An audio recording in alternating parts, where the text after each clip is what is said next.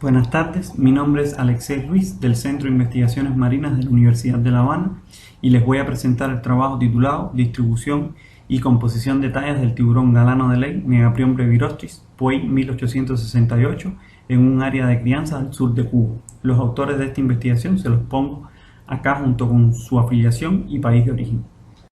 Los tiburones tienen una gran importancia desde el punto de vista evolutivo, económico y ecológico. Estos organismos habitan en la Tierra desde hace 400 millones de años y han servido de fuente de alimento y empleo a nivel mundial.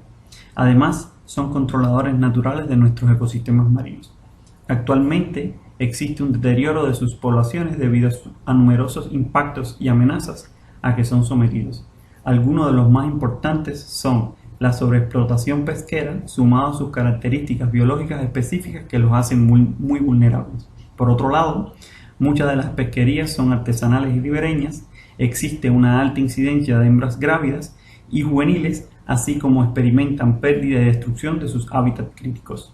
Además, tienen una influencia del cambio climático.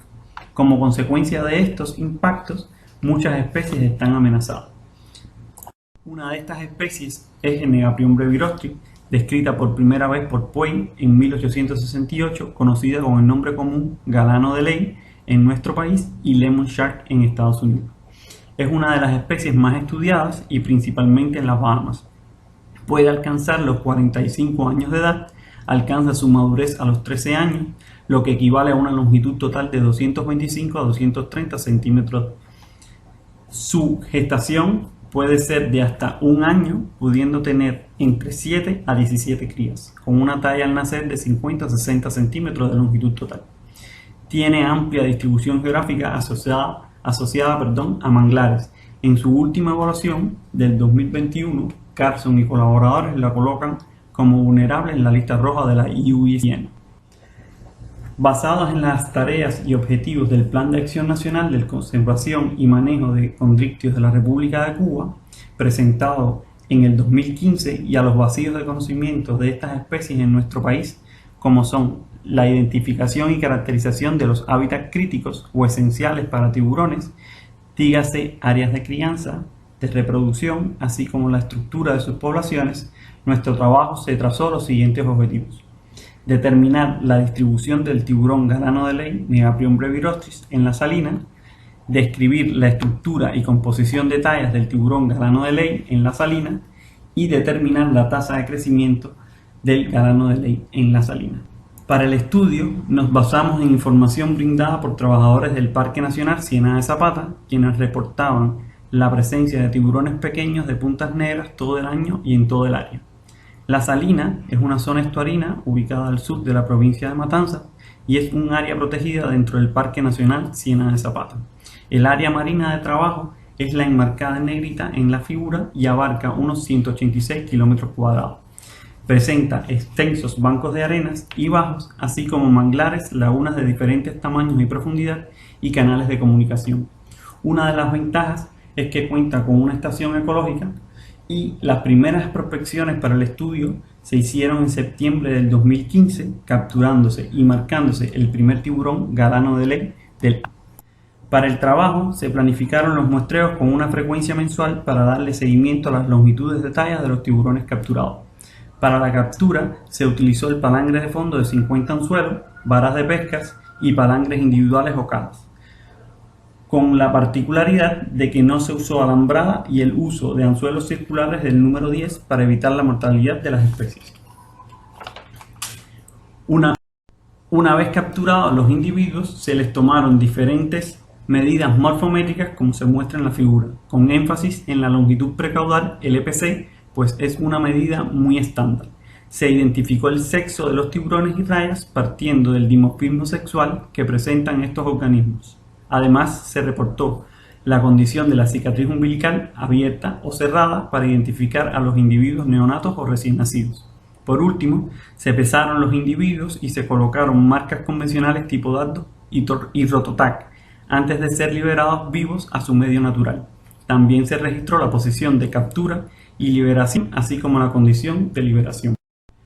Como resultado del periodo de muestreo 2015-2019, en la tabla resumen se muestran los valores para el total de visitas a la salina los días trabajados, total de anzuelos calados o colocados en este caso, el número de tiburones capturados y marcados, así como las capturas incidentales. La figura muestra los sitios de calado con puntos negros y las capturas de galano de ley con puntos blancos. Se reportaron 4 especies de elasmobranquios, siendo el galano de ley la más representada con 103 individuos y 4 recapturas, seguido por el tiburón gata, Hinglimostoma cirratum, con 6 individuos, y por último 2 especies de raya, Hipanus americano y Stiacura smartdae. Al analizar la distribución del galano de ley en la salina, no se encontró ningún patrón de distribución por tallas. Esto se observa en la figura donde se representan los 103 individuos capturados agrupados en 4 rangos de longitudes precaudales, representadas en la leyenda por círculos, triángulos, pentágonos y cuadrados. Este resultado es similar a lo encontrado por Duncan y Holland en el 2006 en Hawái, aunque para Sphyrna lewini, una especie de tiburón martillo. Ellos plantean que los juveniles de esta especie tienden a regresar a las áreas centrales después de patrullar zonas extensas sin un patrón claro del uso del hábito. Por otra parte, Heupel y Hueter en el 2001 y 2002 encontraron que los tiburones Carcharinus limbatus, conocidos en Cuba por baliceros o canaleros, nacidos en primavera en la bahía de Terra Sella, en Florida, se encontraban cerca del extremo cerrado de la bahía, agrandando su perímetro en el verano. Por otro lado, Hueter y colaboradores en el 2007 observaron que la misma especie se asociaba a remolinos de agua turbia en las partes abiertas central y occidental de la laguna Yalajao. Cuando analizamos la frecuencia de tallas y peso de la especie galano de ley encontrada en la salina, obtuvimos rangos de tallas entre 35 y 110 centímetros de largo precaudal representados en la figura A, donde las barras blancas pertenecen a los individuos neonatos y las barras oscuras a los juveniles de 1 año de edad en adelante. En la figura B se representa la frecuencia de peso, donde estuvieron en un rango de 1 a 10 kilogramos. Se observó una moda en la clase de talla de 70 a 75 centímetros de longitud precaudal y una de peso de 4 a 4,5 kilogramos. Resultados similares fueron obtenidos por Tavares y colaboradores en el 2016 en el Parque Nacional Los Roques, Venezuela, aunque con un rango de talla diferente. La comparación de nuestro estudio con el de estos autores es compleja, pues en su área existe una presión de pesca actual y pasada adyacente al área de crianza que provoca una mortalidad selectiva por tamaño y arte de pesca que podría influir en la forma de la distribución del tamaño en dicha área. Por el contrario, pensamos que debido a la falta de interacción humana y la ausencia de mortalidad por pesca en la salina, la distribución de tallas observada es imparcial y probablemente representa la estructura del tamaño natural de los juveniles de galano de ley. En el caso de los individuos neonatos o recién nacidos, representados con 8 individuos capturados en la salina, estuvieron en un rango de talla entre 35,8 a 55,5 centímetros de longitud precaudal y una presencia en los meses de mayo, junio y septiembre. Estos rangos de talla y distribución por meses se superponen a los reportados para otros países de la región. Por último, el gráfico muestra las longitudes mensuales individuales de los juveniles representados con círculos blancos y neonatos con el signo de más de los galanos de ley en la salina. Esto es para estimar la tasa de crecimiento de esta especie. Para ello se utilizaron los datos reportados por 3 de las 4 recapturas obtenidas y mostradas a la derecha del gráfico. El crecimiento del individuo de la primera recaptura se representa con el recorrido desde A hasta B y la tercera y cuarta recaptura se promedió sus valores para su representación en el gráfico, debido a sus valores similares. La estimación de la tasa de crecimiento en la salina es la más baja de toda la región, con un valor de 10,47 centímetros al año. En la tabla se muestra la comparación con otras tasas de crecimiento reportadas por otros autores en diferentes años y áreas de crianza de esta especie. En nuestro caso, el tamaño de muestra y número de recapturas influye en el valor obtenido, por lo que sugerimos continuar con el estudio. Antes de concluir, no queríamos dejar de recalcar la importancia del entrenamiento y capacitación del personal técnico, especialistas y guías de pesca en el trabajo con estas especies para la implementación y seguimiento de futuros planes de manejo del área. Como conclusiones, tenemos, en primer lugar, Nuestros resultados indican que los tiburones galano de ley, Neaprion brevirostis, juveniles, están presentes en gran parte de refugios sin un patrón claro de agregación por tamaño. El cumplimiento de las regulaciones de manejo, el difícil acceso al refugio para pescadores y otros grupos de usuarios y el aislamiento de los asentamientos humanos son factores que ayudan a mantener condiciones casi prístinas en las salinas, reflejándose en la estructura de tamaño, edad de los tiburones galano de ley, la cual probablemente representa una población inalterada por la influencia humana.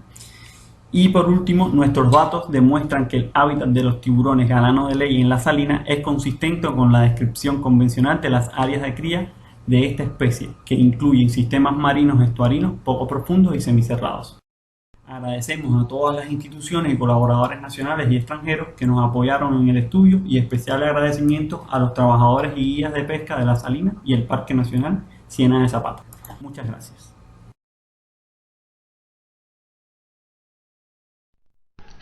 Buenas tardes. Ante todo quisiera agradecer a los organizadores del simposio de áreas protegidas por habernos permitido compartir nuestros resultados con ustedes. El título de nuestro trabajo es Estimación de indicadores ecológicos de Diadema Antillarum en dos crestas arrecifales de la región noroccidental de Cuba. Ante todo es importante resaltar el hecho de que en el caso de los arrecifes de coral son ecosistemas marinos de relativamente alta madurez, caracterizados por una muy elevada biodiversidad y que basan su actividad en reciclado de los nutrientes. Estas características de conjunto los hacen sumamente vulnerables desde el punto de vista natural. Además de eso, existen toda una serie de impactos tanto naturales como antrópicos que actúan como agentes estresantes múltiples y de manera sinérgica han llevado en muchos casos al deterioro de estos ecosistemas. Uno de los procesos ecológicos que más se ha deteriorado en estos ecosistemas es precisamente el proceso de herbivorismo, que no es más que un proceso fundamental dentro de los arrecifes de coral que va a regular la composición y abundancia de especies de algas. En el año 1983 y en el 84 ocurrió una pandemia en el Caribe que disminuyó significativamente las poblaciones de Diadema antillarum. Este erizo de espinas negras y largas está identificado como el organismo herbívoro fundamental dentro de los arrecifes. Asimismo, en ese caso, los peces barberos y loros fueron sobrepescados. Ello conllevó a una disminución drástica de los organismos herbívoros dentro de los arrecifes.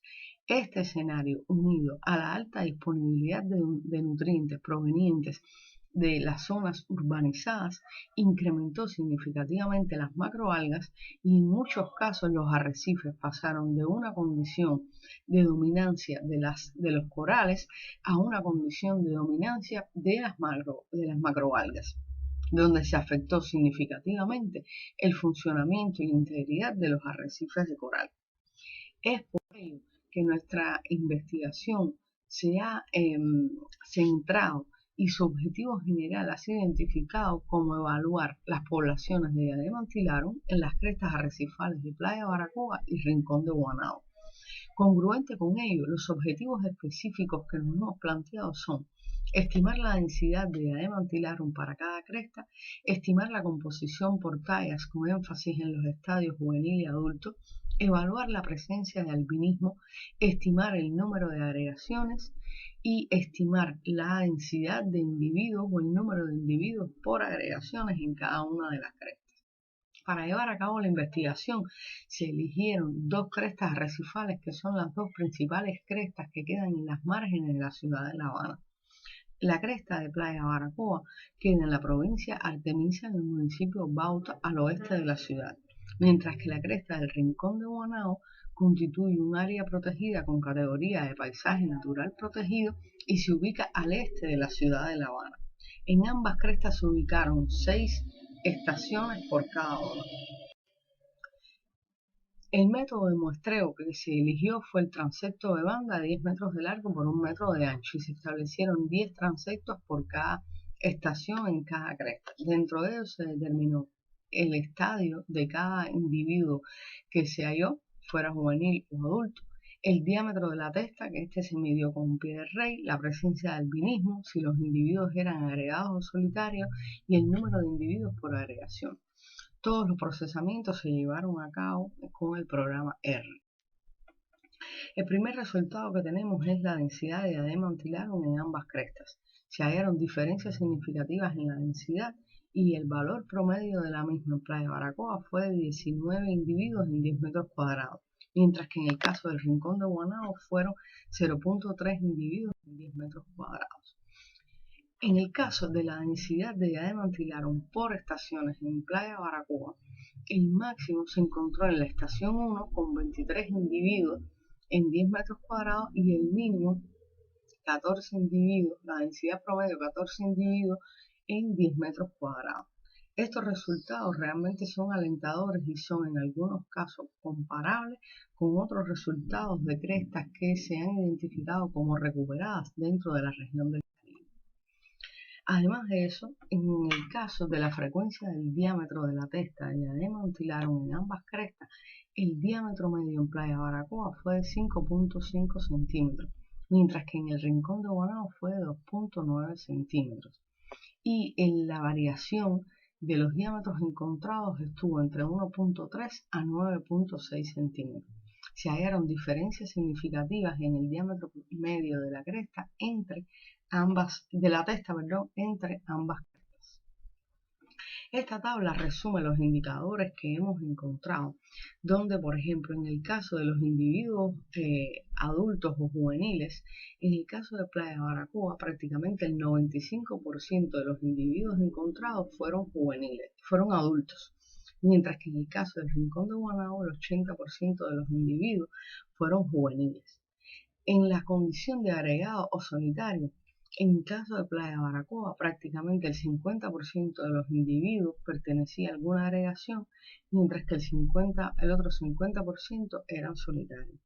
Vale destacar que una agregación fue aproximadamente el número de individuos que se encontraron juntos dentro de un diámetro aproximado de 1 metro cuadrado. En el caso del Rincón de Guanao, prácticamente todos los individuos fueron solitarios.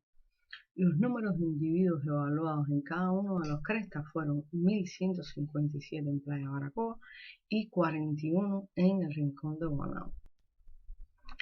En este resultado, lo que hemos tratado de mostrar es el número de individuos de diadema antilarum y el número de agregaciones en las diferentes estaciones de Playa Baracoa. Y se observa un gradiente, si observamos en el mapa que está aquí, observamos que hay un gradiente donde encontramos desde 14 individuos en la estación 1 hasta 37 individuos como número máximo en la estación 6.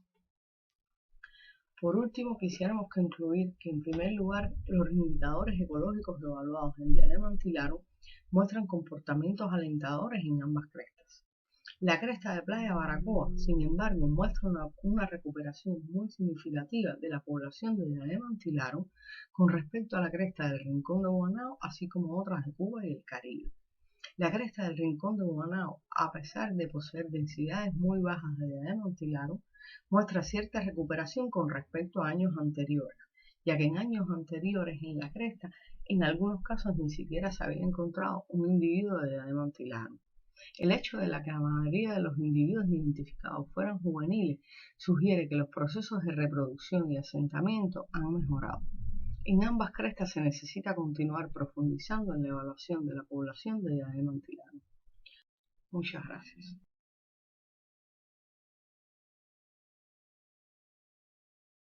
Apenas estaré presentando mi trabajo de evaluación de la contaminación por elementos metálicos en sedimentos marinos en el área protegida de Lanzanillo Pajona Fragoso, Villa Clara, Cuba. Las tortugas marinas cheloniámidas representan una de las principales especies anidadoras del archipiélago cubano. Diversos son los impactos que influyen en la disminución de estas especies y entre ellos podemos mencionar la contaminación por elementos metálicos.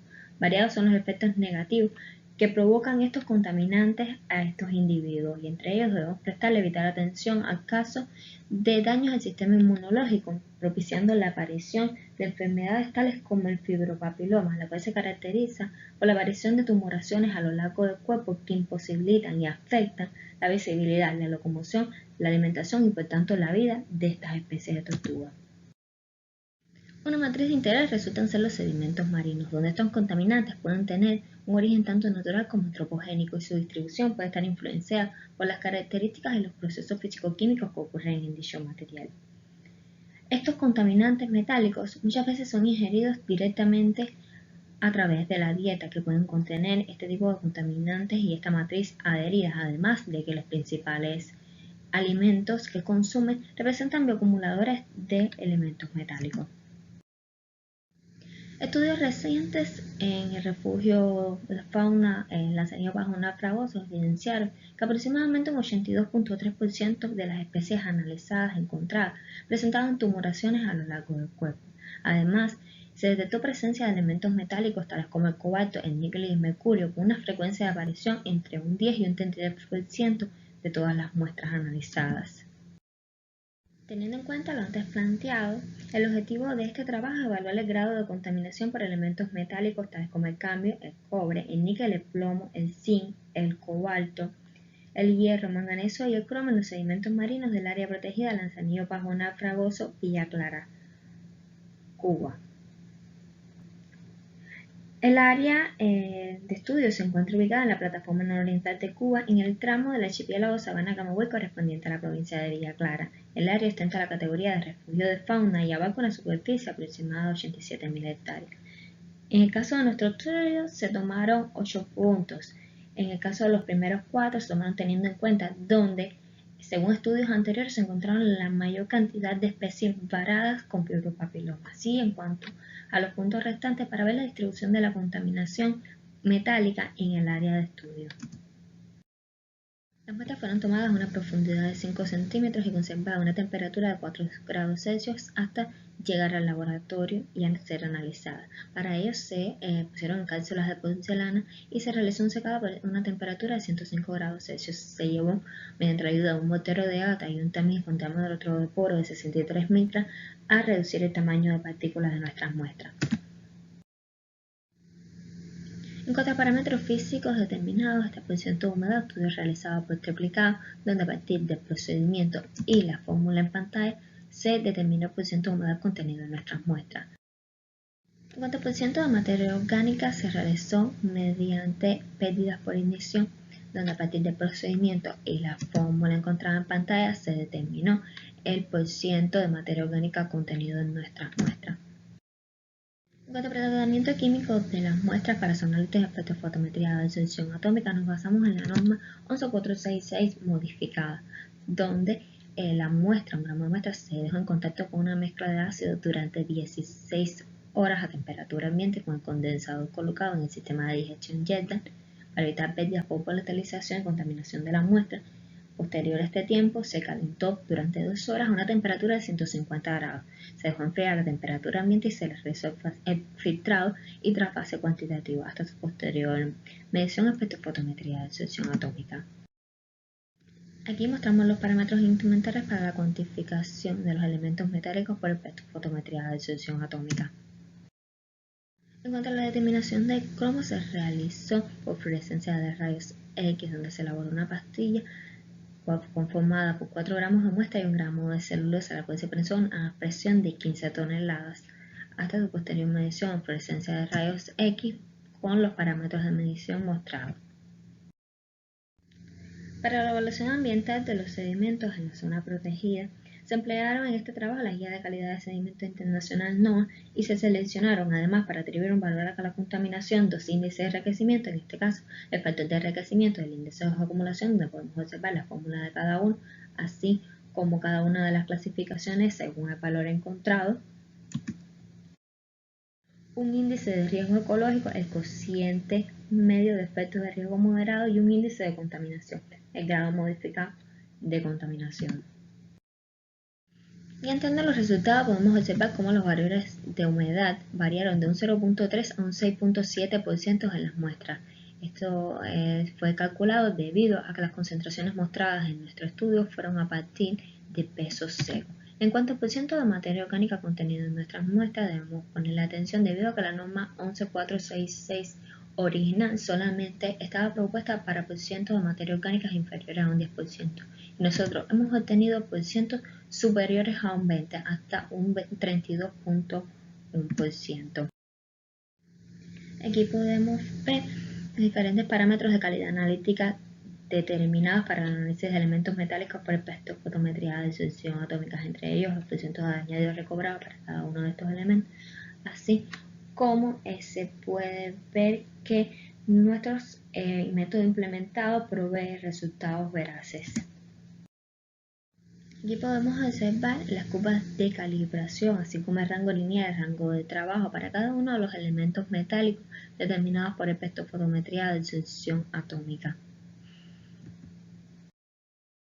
En cuanto a los valores de las concentraciones de los elementos metálicos, podemos observar la gran variabilidad de niveles de estos elementos a lo largo de nuestras estaciones. Podemos observar cómo los elementos con menor variabilidad fueron el cadmio y el plomo, y los elementos con una mayor dispersión, así como teniendo valores críticos, resultaron ser el hierro y el cromo. En cuanto a los contenidos de metales pesados en las muestras de sedimentos marinos, aquí mostramos los elementos más significativos en nuestro estudio, los cuales comparamos con otros trabajos realizados tanto en la zona norte de Cuba como en otras zonas protegidas a nivel mundial. En el caso del níquel, se puede observar cómo algunas de las estaciones superan los valores encontrados en los estudios realizados a nivel mundial. Y en cuanto al elemento cromo, se puede observar cómo dos de las estaciones superan hasta los valores encontrados en un estudio realizado en Moa, el cual se conoce que es un lugar rico en dichos elementos metálicos, por lo cual es preocupante los valores de estos niveles encontrados en nuestra área, la cual es una área protegida, por lo cual estos valores deberían estar en los valores umbrales. A partir de la evaluación de la calidad ambiental de los sedimentos utilizando la guía de calidad de sedimentos NOAA, podemos observar como el caso del elemento níquel en todas las estaciones sobrepasa el valor de riesgo moderado, el valor a partir del cual se están provocando efectos adversos tanto en la flora como en la biota del lugar. Por lo tanto, hay una alta contaminación por este elemento y se puede decir que sí está provocando efectos negativos en el lugar. En cuanto al elemento cromo, solo la estación 8 se encuentra fuera de contaminación, punto cual tomamos como referencia debido a que fue la estación en la que menores niveles de elementos metálicos se obtuvieron en nuestro estudio. Y en el caso de la estación 1, 2 se obtuvieron valores muy por encima de este valor de efectos de riesgo moderado, por lo cual se puede concluir que hay una alta contaminación por dicho elemento. Y entrando en la utilización de los indicadores toxicológicos analizados, se puede observar cómo en el caso del factor de enriquecimiento, solamente todas las estaciones se pudo obtener un pequeño enriquecimiento debido al elemento manganeso, y en cuanto al cromo debemos prestarle especial atención ya que se obtuvo de severo a extremadamente severo en la mayoría de las estaciones excepto en 1.8.